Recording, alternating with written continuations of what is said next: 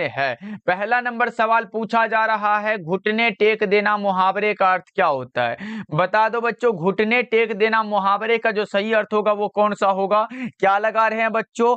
बहुत अच्छे। देखो, घुटने टेकना मुहावरे का अर्थ होता है हार मानना। क्या होगा बच्चों? हार माना। Correct answer option number C होगा। और अभी आप लोगों के हार मानने का समय नहीं है, यानी कि भाई अभी घुटने मत टेको, क्योंकि एग्जाम का अभी भी समय है। आप लोग अच्छे नंबर ला सकते हो पढ़ाई करके। ओके, चलो जी आगे बढ़ते हैं। दूसरा नंबर सवाल देखो, आपसे पूछा जा रहा है, उल्टी गंगा बहाना मुहावरे का अर्थ क्या होता है? उल्टी गंगा बहाना मुहावरे का जो सही अर्थ होता है वो हो जाता है परंपराओं के विपरीत कार्य करना। क्या होता है बच्चा पार्टी? परंपराओं के विपरीत कार्य करना। करेक्ट आंसर आपका हो जाएगा ऑप्शन नंबर ए। क्या होगा बच्चा पार्टी? ऑप्शन ए लगा रहे हैं। चलो ये आगे बढ़ते हैं। अगला नंबर सवाल है, ईद का चांद होना मुहावरे का अर्थ क्या होता है? ये सब इंपॉर्टेंट मुहावरा है भाई, एग्जाम में एकदम आएगा तो आएगा। बताओ, ईद का चांद होना मुहावरे का अर्थ क्या होता है? वो होता है बहुत दिनों के बाद दिखाई पड़ना। क्या होता है बच्चों? बहुत दिनों बाद दिखाई देना। करेक्ट आंसर सी होगा। ओके, चलो आगे बढ़ते। अगला नंबर सवाल देखो, 4 नंबर सवाल आपसे पूछा जा रहा है, बालकृष्ण भट्ट के पिताजी का नाम क्या था? देखो जी, कितना आसान सा सवाल आ चुका है कि बालकृष्ण भट्ट के पिताजी का नाम क्या था? जल्दी जल्दी से बता दो। बहुत अच्छे बच्चों, क्या लगा रहे हो आंसर? तो हमने बताया था कि बातचीत शीर्षक निबंध के निबंधकार का नाम है बालकृष्ण भट्ट। बालकृष्ण भट्ट के माताजी का नाम है पार्वती देवी। पिताजी का नाम है क्या बच्चों? पिताजी का नाम है बेनी प्रसाद भट्ट। लेकिन माताजी का नाम पूछा गया तो करेक्ट आंसर ए लगाओ ना। पिताजी का नाम पूछता तो क्या लगाते? पिताजी का नाम क्या लगाते बच्चों? पिताजी का नाम था बेनी प्रसाद भट्ट। याद रखना, बहुत इंपॉर्टेंट क्वेश्चन है ये सब। अगर एग्जाम में आ गया तो छोड़ के नहीं आओगे बच्चों। ओके, चलो आगे बढ़ते हैं। अगला नंबर सवाल देखो, 5वां नंबर सवाल है, मात्र 100 ऑब्जेक्टिव है, इसको एकदम क्लियर कर लेना है भाई। बहुत इंपॉर्टेंट क्वेश्चन है आज के क्लास में। 5वां नंबर सवाल है, वन में चरने वाला क्या कहलाता है? वन में चरने वाला कहलाएगा वनचर। क्या कहलाएगा बच्चों? वनचर कहलाएगा। सही जवाब सी हो जाएगा। क्या कहलाता है? एक बार चैट सेक्शन में दिखना चाहिए बच्चा पार्टी का आंसर। बहुत अच्छे, वन में चरने वाला वनचर। करेक्ट आंसर सी होगा। 6 नंबर सवाल देखो, 6 नंबर सवाल है, जानने की इच्छा रखने वाले को क्या कहते हैं? अगर जानने की इच्छा रख रहा है, देखो जो रख रहा है उसे हम लोग उसे जिज्ञासु बोलेंगे। जिसके अंदर जो है उसे हम लोग जिज्ञासा बोलते हैं। तो बता दो, जानने की इच्छा रख रहा है तो भाई उसे जिज्ञासु बोलेंगे, और जो इच्छा उसे हम लोग जिज्ञासा बोलते हैं। याद रहेगा ना बच्चा पार्टी? बहुत इंपॉर्टेंट क्वेश्चन है, ध्यान में रखिएगा। चलो आगे बढ़ते हैं। 7 नंबर सवाल देखो, 7 नंबर सवाल है, जो वस्तु नाशवान हो, जिसका नाश हो सके, जिसका नाश होने वाला हो, उसे हम लोग नश्वर कहते हैं। ये हमारा शरीर क्या है भाई? नश्वर है। ओके, एक ना एक दिन तो जाना है, इसलिए खूब नाम कमा के जाना है भाई, इसलिए खूब पढ़ाई करना है, कुछ करके जाना है। ओके, चलो आगे बढ़ते हैं। 8 नंबर सवाल देखो, 8 नंबर सवाल देखो, क्या कह रहा है, तीव्र बुद्धि वाला क्या कहलाता है? तीव्र बुद्धि वाला, एकदम ज्यादा बुद्धि हो, उसे हम लोग कुशाग्र कहते हैं। क्या कहते हैं बच्चों? कुशाग्र कहते हैं। करेक्ट आंसर बी होगा। तीव्र बुद्धि वाला हमारा कुशाग्र कहलाता है। याद रखिएगा, बहुत इंपॉर्टेंट है, ये सब प्रश्न इंपॉर्टेंट है। ओके, चलो आगे बढ़ते हैं। 9 नंबर सवाल देखो बच्चों, 9 नंबर सवाल है, ज्ञानेंद्र पति की रचना कौन सी है? ये देख रहे हो कितना आसान सा सवाल है बच्चों। लगा दो चैट सेक्शन में आंसर, ज्ञानेंद्र पति की कौन सी रचना? गांव का घर, अधिनायक, पुत्र वियोग या फिर उषा?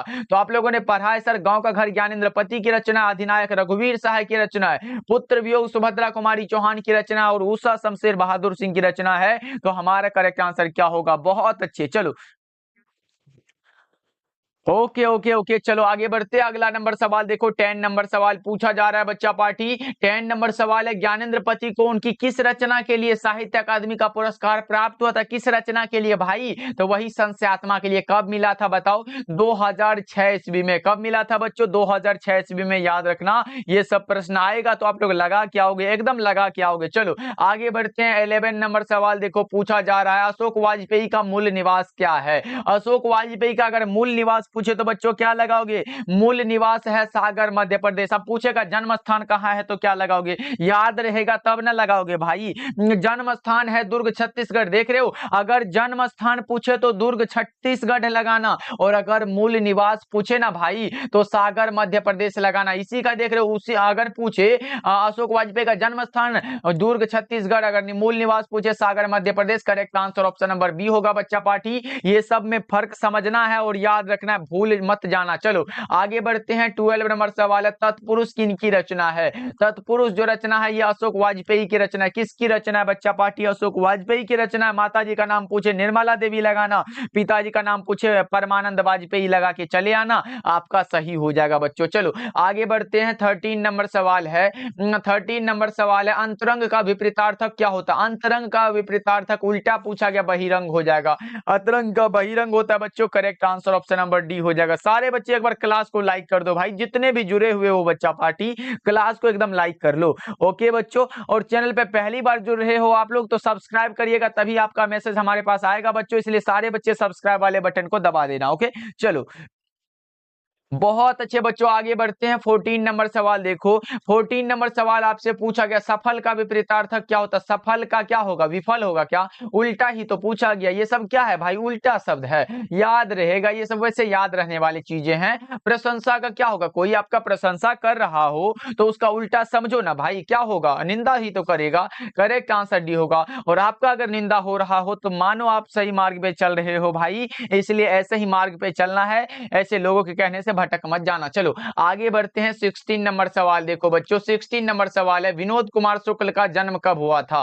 विनोद कुमार शुक्ल का जन्म कब हुआ था? प्यारे नन्हे बेटे को कविता के कवि का नाम है विनोद कुमार शुक्ल, और इसका जन्म पूछा गया था कब हुआ था?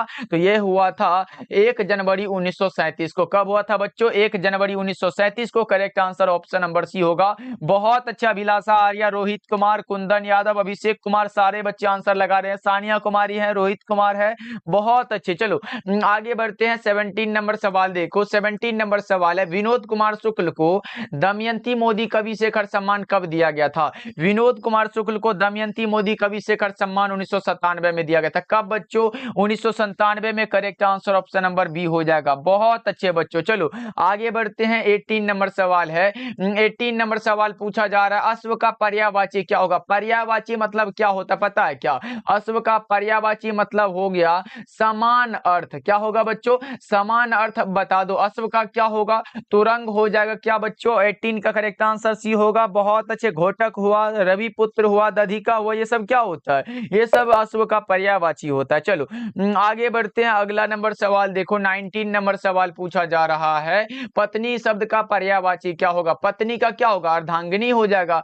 पत्नी का क्या होगा बच्चों? अर्धांगिनी। करेक्ट आंसर सी हो जाएगा। चलो 20 नंबर सवाल देखते हैं। पूछा जा रहा है, बातचीत साहित्य की कौन सी विधा है? बातचीत जो पाठ है वो एक प्रकार का निबंध है। निबंधकार का नाम है बालकृष्ण भट्ट। याद रखना, बहुत इंपॉर्टेंट क्वेश्चन है। चलो आगे बढ़ते हैं बच्चों।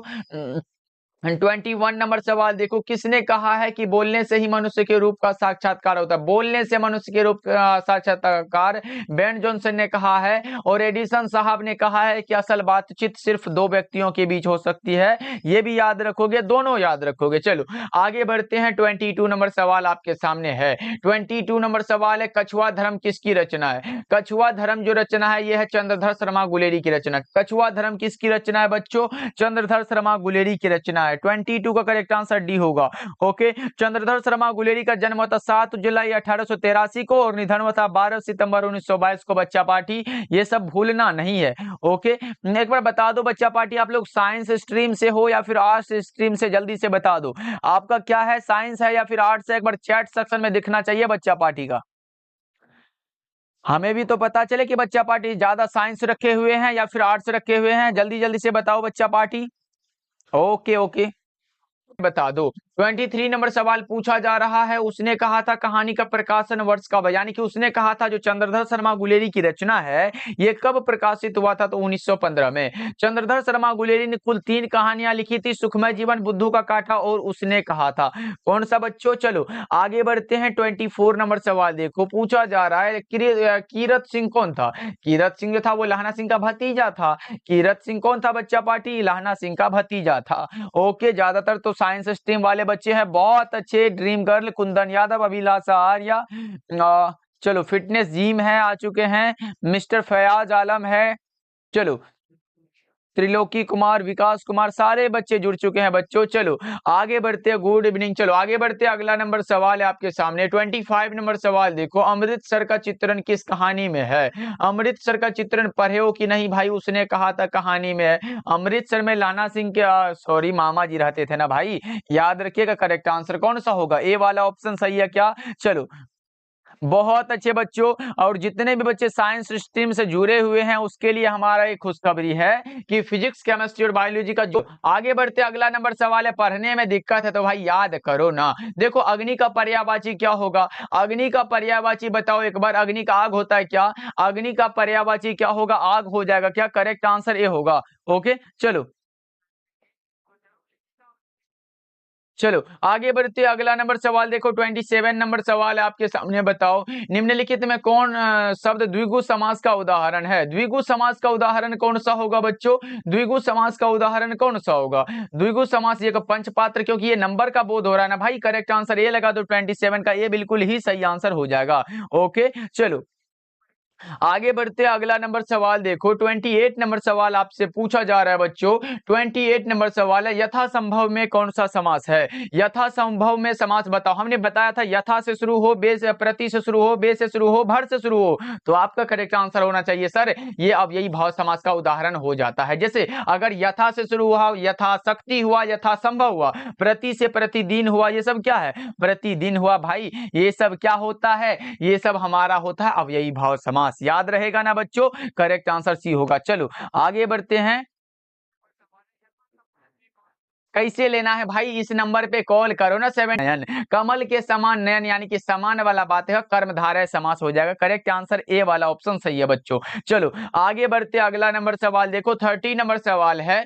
30 नंबर सवाल है, राजकन्या में कौन सा समास है? राजा का कन्या बराबर राजकन्या, तत्पुरुष समास लगाओ ना भाई। अब बोलोगे सर राजकन्या है तो कन्या है तो तत्पुरुष कैसे लगाएंगे? अरे भाई राजकन्या मतलब राजा का कन्या है ना, तो करेक्ट आंसर बी लगाओ ना, तत्पुरुष समास है। चलो आगे बढ़ते हैं 31 नंबर सवाल देखो, फ्री प्रेस के मालिक कौन थे? फ्री प्रेस के मालिक थे सदानंद जी। कौन थे बच्चों? सदानंद जी थे। करेक्ट आंसर सी वाला ऑप्शन सही हो जाएगा। बहुत अच्छे बच्चों, चलो आगे बढ़ते हैं, अगला नंबर सवाल है आपके सामने, बताओ 32 नंबर सवाल देखो, आपसे पूछा जा रहा है, जयप्रकाश नारायण को भारत की जनता किस नाम से याद करती है? जयप्रकाश नारायण को भारत की जनता याद करती है लोकनायक के नाम से। किस नाम से भाई मेरे? लोकनायक के नाम से। Correct answer option number C होगा।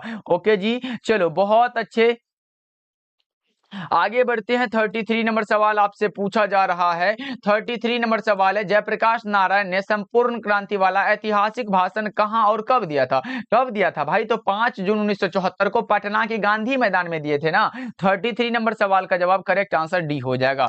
नेक्स्ट सवाल की ओर बढ़े तो हमारे सामने ऐसा प्रश्न आ चुका है 34 नंबर सवाल, पराधीनता के कारण नारी अपने अस्तित्व की अधिकारिणी नहीं रही, और यह पंक्ति किस पाठ से है? तो यह लिया गया अर्धनारीश्वर पाठ से, जो कि निबंध है। निबंध के निबंधकार का नाम है रामधारी सिंह दिनकर बच्चों। Correct answer option number A होगा।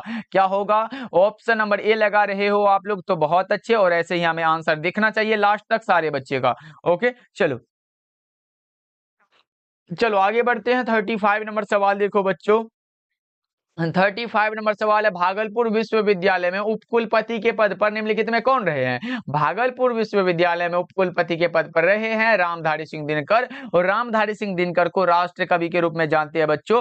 करेक्ट आंसर ए होगा। आगे बढ़ते हैं 36 नंबर सवाल है। 36 नंबर सवाल है, अर्धनारीश्वर शीर्षक निबंध के निबंधकार कौन है? अर्धनारीश्वर एक प्रकार का निबंध है, निबंधकार का नाम है रामधारी सिंह दिनकर। देख रहे हो भाई, ऐसा ही प्रश्न आएगा, कोई यहाँ जो चीन से बन के प्रश्न नहीं आता है, वही सब प्रश्न पूछता जो एकदम बुक में रहता है बच्चों, इसलिए सारे प्रश्नों को याद कर लो ना भाई। चलो आगे बढ़ते हैं 37 नंबर सवाल देखो। 37 नंबर सवाल है कि अनुमति कौन सा लिंग है? अनुमति में लिंग बताओ। अनुमति मिला या फिर अनुमति मिली? तो अनुमति मिली होता है ना, स्त्रीलिंग होगा। करेक्ट आंसर ये होगा 37 का। चलो आगे बढ़ते अगला नंबर सवाल 38 नंबर सवाल है, अज्ञे जी की कौन सी कहानी गैंग्रीन शीर्षक नाम से प्रसिद्ध है? कौन सी? रोज में पढ़ते हैं ना भाई, गैंग्रीन बीमारी का उल्लेख, करेक्ट आंसर डी हो जाएगा।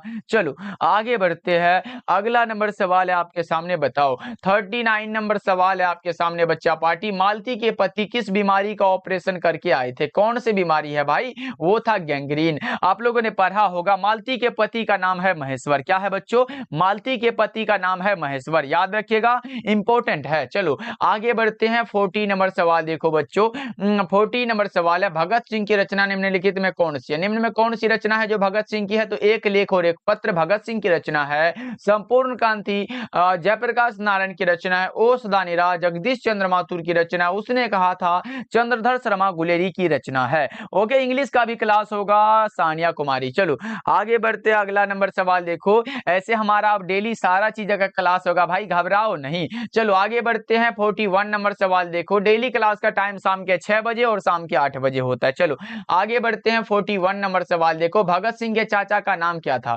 भगत सिंह के अगर चाचा जी का नाम पूछे तो भाई अजीत सिंह लगाना, भगत सिंह के चाचा का नाम क्या था? अजीत सिंह था, correct answer option number B होगा। चलो 42 नंबर सवाल देखो, आपसे पूछा जा रहा है बच्चों, सज्जन शब्द का संधि विच्छेद क्या होता है? सज्जन का संधि विच्छेद क्या होगा बच्चों? संधि विच्छेद सत्य जोड़ जन बराबर सज्जन होता है क्या? कौन सा होगा? किस ऑप्शन में ये वाला दिया गया बताओ ना, correct answer option number B होगा। 43 नंबर सवाल देखिए, पूछा जा रहा है, रमेश शब्द का संधि विच्छेद क्या होगा? रामा जोड़ इस बराबर रमेश, करेक्ट आंसर सी में दिया गया है। ये सब आसान आसान प्रश्न है बच्चों, इसमें ज्यादा घबराने की चीजें नहीं है। ओके, मैथ का क्लास, अब बताओ भाई सब कुछ हम ही पढ़ाए क्या? चलो आगे बढ़ते, यशोदा का संधि विच्छेद क्या होगा? यशः जोड़ दा बराबर यशोदा होता है क्या? सही जवाब ऑप्शन नंबर ए होगा। 45 नंबर सवाल देखो, 45 नंबर सवाल है, ऐसे मैथ हम पढ़ा सकते हैं जैसे क्वेश्चन बैंक हम करवा सकते हैं बच्चों। देखो, वह भला आदमी है, इस वाक्य में ये भला जो शब्द आया है, इसकी ये किस विशेषण का उदाहरण है? भला क्या है? गुणवाचक विशेषण है, करेक्ट आंसर डी हो जाएगा बच्चों। चलो आगे बढ़ते हैं, अगला नंबर सवाल देखो, 46 नंबर सवाल आपसे पूछा जा रहा है, राष्ट्र का विशेषण क्या होता है? राष्ट्रीय।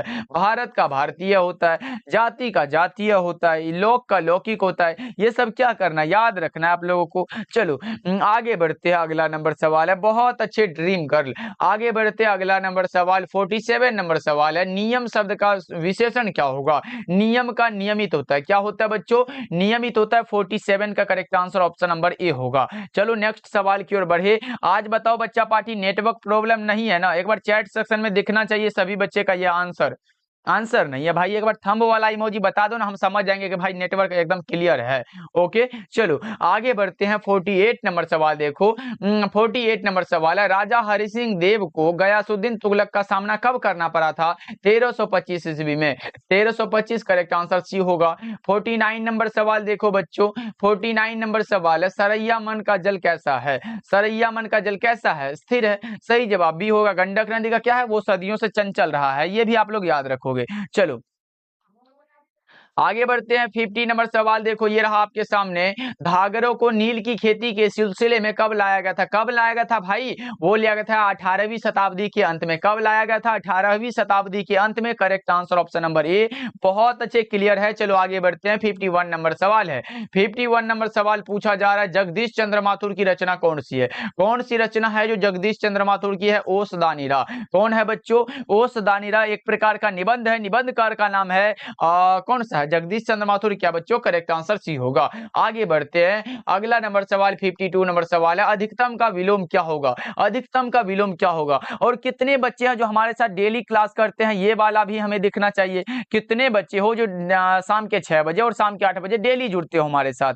ओके चलो, और जो भी नए बच्चे जुड़ रहे हैं, डेली क्लास हमारे साथ करना चाहते हैं तो सब्सक्राइब कर लीजिएगा बच्चा पार्टी। अधिकतम का विलोम क्या होता है? न्यूनतम होता है क्या? उल्टा शब्द पूछा गया। चलो आगे बढ़ते हैं, 53 नंबर सवाल देखो, ईमानदार का विलोम क्या होगा? बेईमान होगा। ईमानदार का विलोम बेईमान होता है बच्चों, सही जवाब ऑप्शन नंबर बी होगा। ईमानदार का विलोम क्या होगा? बेईमान हो जाएगा। नेक्स्ट सवाल की ओर बढ़ते हैं, 54 नंबर सवाल है, 54 नंबर सवाल है, निम्न में कौन सी रचना मोहन राकेश की नहीं है? मोहन राकेश की रचना नहीं है, इसका मतलब वो हमारा कोणार्क होगा, क्योंकि सर ये कोणार्क जो रचना है ये हमारे जगदीश चंद्र माथुर की रचना है। किसकी है बच्चों? ये जगदीश चंद्र माथुर जी की रचना है, तो आपको याद रखना है, correct answer option number D हो जाएगा। क्या होगा? ऑप्शन डी बिल्कुल ही सही आंसर है, याद रखोगे सारे के सारे बच्चे। ओके चलो आगे बढ़ते, अगला नंबर सवाल देखो, 55 नंबर सवाल है। 55 नंबर सवाल आपसे पूछा जा रहा है, मोहन राकेश के माता पिता का नाम क्या था, माताजी का नाम क्या था, बताओ बच्चा पार्टी। बच्चन कौर। पिताजी का नाम अगर पूछे, पिताजी का नाम पूछे तो Karamchand Goglani. Correct answer option number C हो जाएगा। वैसे पार्वती देवी और बेनी प्रसाद किसके माताजी हैं, बालकृष्ण भट्ट के। विद्यावती एवं सरदार किशन सिंह भगत सिंह के। मनरूप देवी एवं रवि सिंह रामधारी सिंह दिनकर के माता पिता का नाम है। ये सब याद रखोगे आप लोग। करेक्ट आंसर सी होगा। 56 नंबर सवाल देखो, कविता के नए प्रतिमान रचना के लिए नामवर सिंह को साहित्य अकादमी का पुरस्कार कब दिया गया था। कविता के नए प्रतिमान रचना के लिए, कविता के नए प्रतिमान रचना के लिए साहित्य अकादमी का पुरस्कार, बहुत अच्छे, 2023 से क्लास करती हूँ रितु कुमारी ऑनलाइन स्टूडेंट, बहुत अच्छे। चलो, कविता के नए प्रतिमान रचना के लिए नामवर सिंह को दिया गया था 1971 ईस्वी में। Correct answer option number D होगा बच्चों। और नामवर सिंह से जुड़ी सारे प्रश्नों का ये सब जो है यही सब आएगा कि नामवर सिंह को किस रचना के लिए साहित्य अकादमी का पुरस्कार दिया गया था, तो कविता के नए प्रतिमान के लिए। चलो आगे बढ़ते हैं, ऐसे रचना भी पूछा जाता है बच्चों, इसलिए याद रखोगे। दूसरी परंपरा की खोज के रचनाकार कौन है, दूसरी परंपरा की खोज के रचनाकार का नाम है नामवर सिंह। वाद विवाद संवाद पूछे, नामवर सिंह की रचना है। ये सब आता है एग्जाम में बच्चों, इसलिए मैं बता दे रहा हूं ताकि आप भूल ना पाओगे। चलो आगे बढ़ते हैं, 58 नंबर सवाल है आपके सामने, बताओ ओम प्रकाश वाल्मीकि को कथाक्रम सम्मान कब प्राप्त हुआ है। ओम प्रकाश वाल्मीकि को कथाक्रम सम्मान प्राप्त हुआ है कब, कब बताओ ना जी, 2000 ईस्वी में क्या। 58 नंबर सवाल का जवाब correct answer option number D होगा। अब पूछोगे सर ओम प्रकाश वाल्मीकि को एक और मिला था क्या, परिवेश सम्मान। परिवेश सम्मान कब मिला था, तो ये मिला था 1995 में। एक और मिला था क्या सर जी, जयश्री सम्मान। कब मिला था सर जी, जयश्री सम्मान की बात हो तो ये 1996 में मिला था। याद रखना बच्चा, ये सब पूछेगा एग्जाम में, तो लगा क्या ना आप लोग, बड़ा ही इंपॉर्टेंट सा सवाल है। चलो आगे बढ़ते हैं, 59 नंबर सवाल आपके सामने है, बताओ परलोक शब्द में उपसर्ग क्या होगा। परलोक यानी कि पर प्लस में लोक, परलोक होता है ना, ये लोक एक शब्द हो गया, पर क्या होगा, उपसर्ग हो जाएगा। Correct answer option number B होगा। इसी प्रकार से अगर प्रत्यय में पूछे तो वो उल्टा होता है। चलो तेज प्रताप बहुत अच्छे। चलो